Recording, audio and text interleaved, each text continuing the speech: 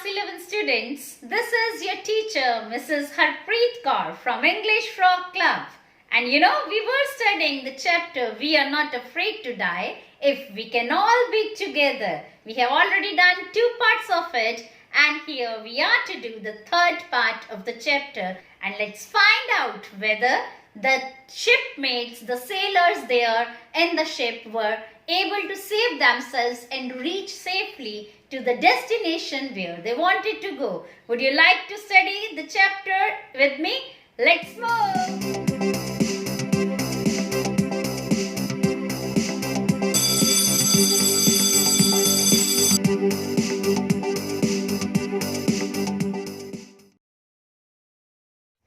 Now, before beginning the part 3 of the chapter, we are not afraid to die if we can all be together. I have a small task for you. I want you to write in the comment box a sentence with any new word or phrase you learnt in the chapter. Now, let's start the chapter next. But our respite was short-lived. At 4 p.m., black clouds began building behind us. Within an hour, the wind was back 40 knots, and the seas were getting higher and higher. The weather continued to deteriorate throughout the night, and by dawn on January 5, the situation was again desperate. So he said that, but there wasn't any respite, there wasn't any sigh of relief, and the weather was deteriorating. And by the morning of January 5, the situation was again very worse. That was unfavorable, and they were really scared what to do and how they will be proceeding. When I went in to comfort the children, John asked, "Daddy, are we going to die?" I tried to assure him that we could make it. "But Daddy," he went on, "we aren't afraid of dying if we can all be together. You, Mummy, Sue and I."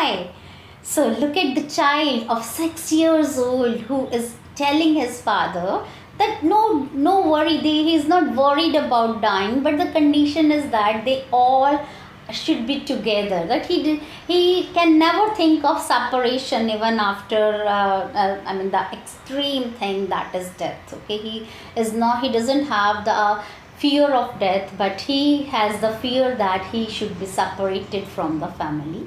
And that is quite thing that is quite impressive, that a 6-year-old boy is able to think so.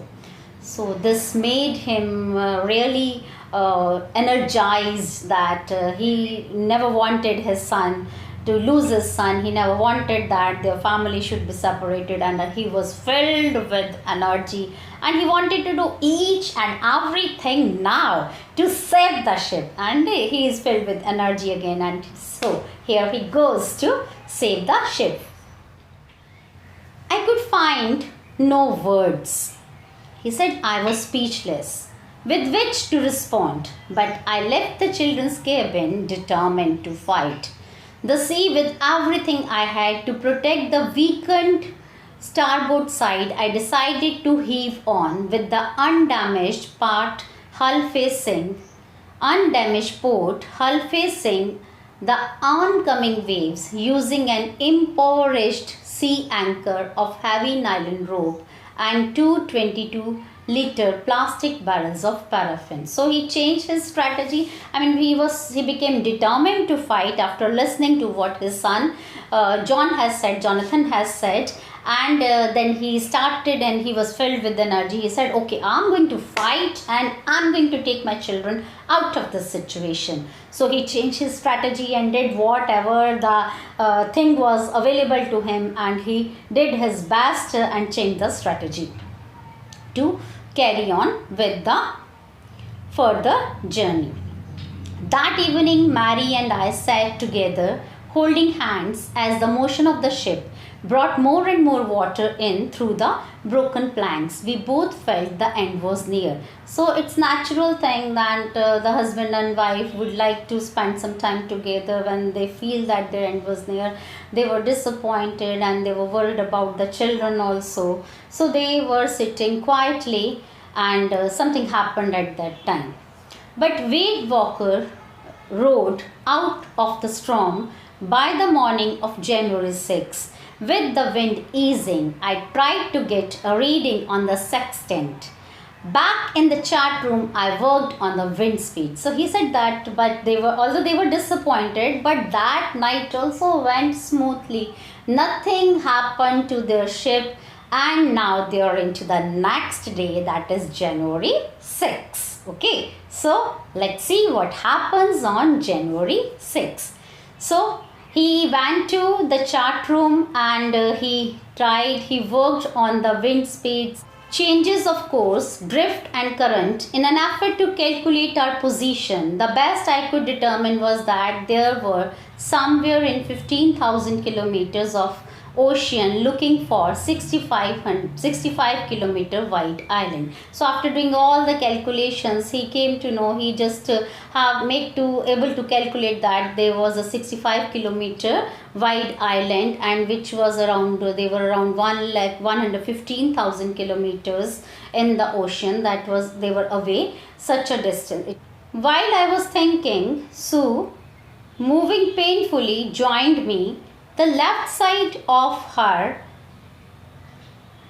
while I was thinking, Sue moving painfully joined me.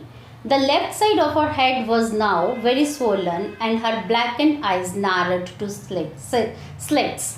She gave me the card she had made. So at that time, while he was doing all these things, and his daughter Sue came to him and she gave him a card, although her condition was not very well.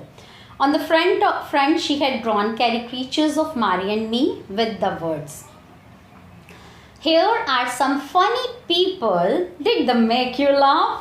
I laughed a lot. Well, inside was a message. "Oh, how I love you both." So this card is to say thank you and let us hope for the best. Somehow we had to make it. Okay, so he said that the card was beautiful.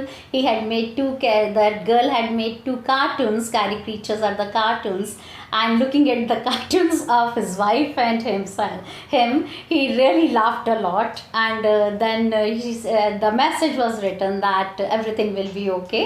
So the girl was quite optimistic, and so the author also became optimistic. I checked and rechecked my calculations. We had lost our main compass and I was using a spare which had not been corrected for magnetic variation. I made an allowance for this and another estimate of the influence of the westerly currents which flow through this part of the Indian Ocean. Okay, so he said that he did some calculations, he checked certain things, and then his compass was not up to the mark, but he used some another compass, and then he just calculated the exact position where he wanted to head for. About 2 p.m. I went on the deck and asked Larry to steer a course of 185 degrees. If we were lucky,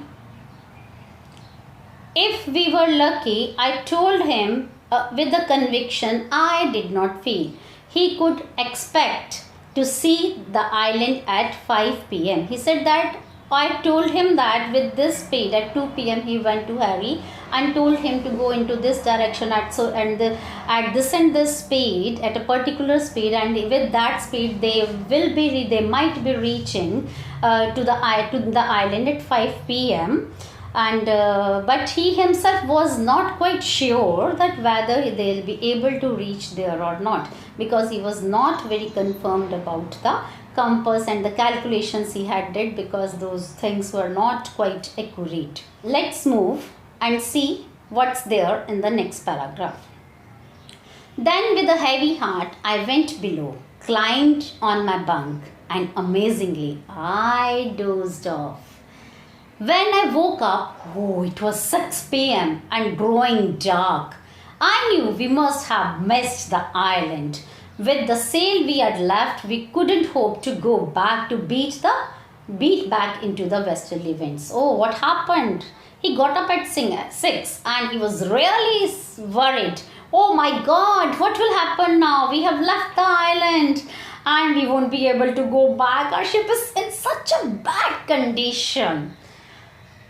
At that moment, a tousled head appeared by my bunk. A tousled head is the head that is, it was so swollen that it gives us the shape of an alien kind of thing, That head was so swollen and it became quite heavy. The face was shorter and head was heavy. Can I have a hug? Can I have a hug? Jonathan asked Sue right behind him. Why am I getting a hug now? I asked. Because you are the best daddy in the whole world. The best captain, my son replied. Why am I getting a hug now? I asked. Because you are the best daddy in the world and the best captain, my son replied. Not today, John. I'm afraid.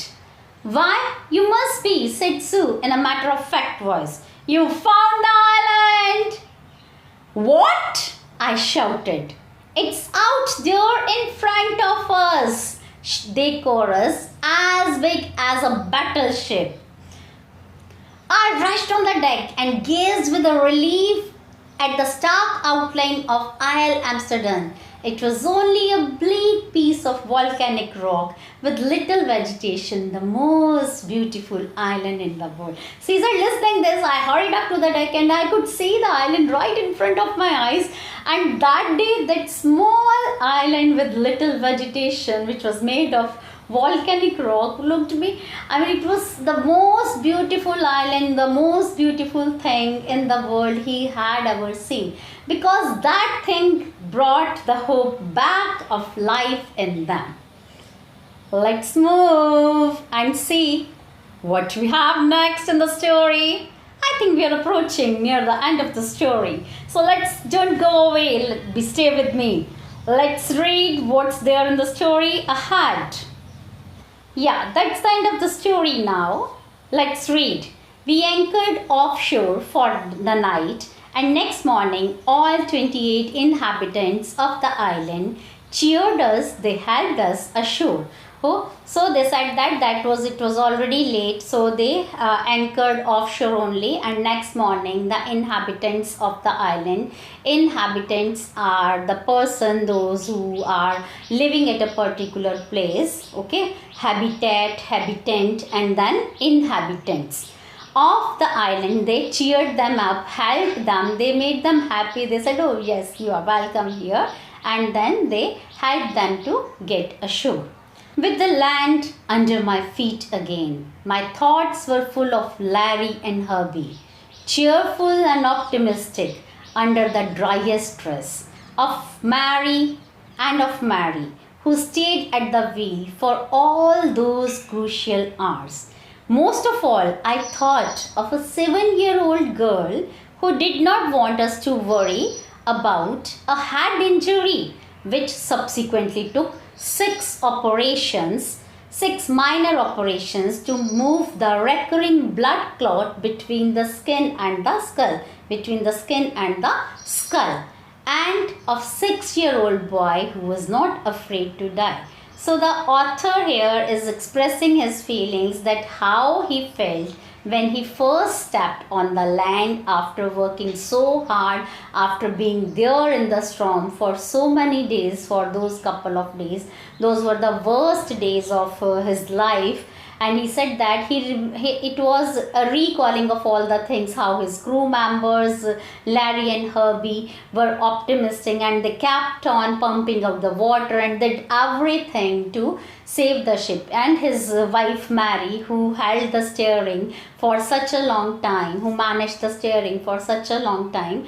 And he was really feeling about the children, a 7-year-old girl who had such a great injury that she that could be tackled only by 6 minor operations, and she was not sharing her injury with his father, just not to keep him worried about. And above all, he thought of his son Jonathan, who was just 6 year old, and he was not afraid to die. So that's all in the story. I hope you enjoyed this adventurous story with Mrs. Harpreet Kaur of English Frog Club. So that's all for today. Let's meet the next time. Before that, don't forget to hit the subscribe button and like the video, and do leave some comments about the video and something more you want me to do for you in your textbooks of English. So that's all for today. Bye for now.